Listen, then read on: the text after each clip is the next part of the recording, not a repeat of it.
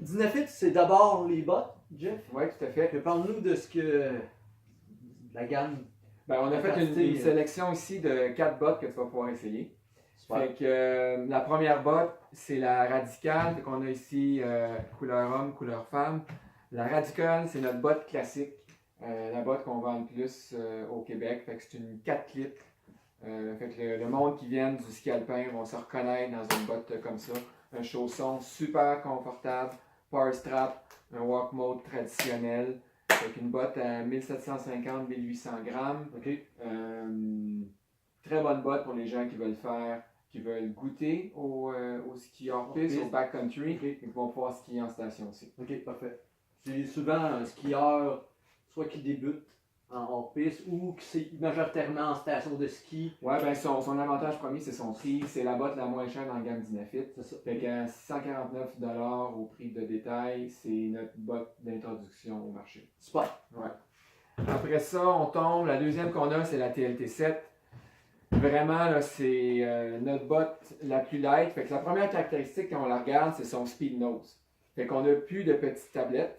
On est revenu avec un nez complètement plat, ce qui nous a permis de reculer les inserts de 5 mm. Donc, en ayant les inserts plus au-dessus de nos orteils, on a un meilleur point de pivot. L'autre chose, c'est qu'avec une clip ici, on vient de se mettre en mode marche. On vient libérer la clip. On a juste à ouvrir le power strap pour se mettre en mode marche. C'est notre botte qui nous donne le plus de débattement au niveau marche. C'est vraiment incroyable la facilité qu'on a pour marcher. C'est notre botte qui a la plus petite semelle, mettons pour quelqu'un qui chose 9 ou Mondo 27. Donc la plus petite semelle. Fait que ça peut être utilisé aussi, donc c'est plus facile à marcher, faire de la rando. Rando, quand je parle, les gens qui veulent faire de l'approche, faire de la grimpe en glace.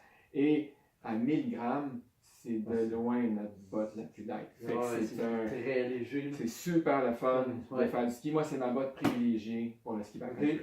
Ah ouais, c'est vraiment très très light là, pour les avoir. Et lorsqu'on clip notre botte, automatiquement on se met en mode ski. Fait qu'on peut jamais oublier le mode ski. Marche, que des fois ça peut arriver avec le mode plus traditionnel. Ça c'est vrai. L'autre botte, c'est la Beast. C'est notre seule botte dans la gamme on est parti d'une vraie botte de ski alpin. Donc, on va le voir à l'intérieur ici, un vrai overlap, mode ski alpin. Ça veut dire que ça nous donne un flex progressif. C'est une 4 clips.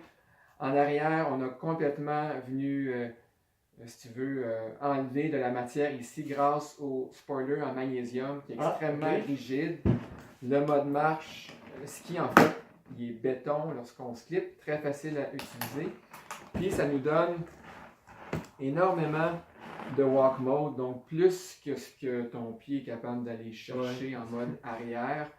Fait que très bonne botte pour les skieurs qui ont besoin d'un super gros flex qui est progressif. Donc ils vont aller chercher les mêmes performances que leur botte de ski alpin, mais dans un walk mode qui est vraiment une grande amplitude. Fait que botte qui peut tout faire. Relativement light là, à 1500 grammes. Ok, super. Vraiment. Puis la toute dernière, celle qui va sortir l'année prochaine, tu vas avoir la possibilité d'essayer dès cette année. C'est la OG Boot. Exact. Complètement fou comme thinking. Dynafit a travaillé pendant 5 ans sur cette botte-là. Fait que c'est le co-rider OG qui a eu cette idée-là. Puis il l'a travaillé, il l'a développé en partenariat avec Fritz. Fritz qui est l'inventeur de la fixation tech. Que Dynafit a développé il y a 35 ans. Fait que Fritz est toujours avec la compagnie. Puis ensemble, au cours des 4-5 dernières années, ils sont venus avec cette botte-là. Fait que tu la regardes comme ça, puis tu vois pas vraiment qu'est-ce qui est de différent par rapport à une autre botte, parce que tout le génie du système se passe à l'intérieur de la botte. Je vais essayer de l'expliquer, mais on mettra une petite vidéo. Je vais mettre la vidéo explicative. Donc vraiment, ce qui fait qu'une botte est rigide, c'est la partie arrière qui vient s'accoter sur la partie devant. Mais c'est ce qui fait aussi que c'est difficile de marcher parce qu'il y a toujours une friction entre les deux. Puis avec ce système-là de mode ski et marche, la partie derrière vient se soulever et qui donne énormément d'amplitude. On ne le voit pas de cette façon-là, mais on ne l'a pas dans les pieds, mais... le vidéo, il va le montrer. Donc, ce qui est bien le fun, c'est qu'en se mettant en mode ski, on n'est plus obligé de réattacher son power strap, sa boucle. On n'a pas obligé de lever son pantalon, lever sa guêpe. Tout se fait d'une seule action. Exact. Ça libère tout. Tu as ton walk mode.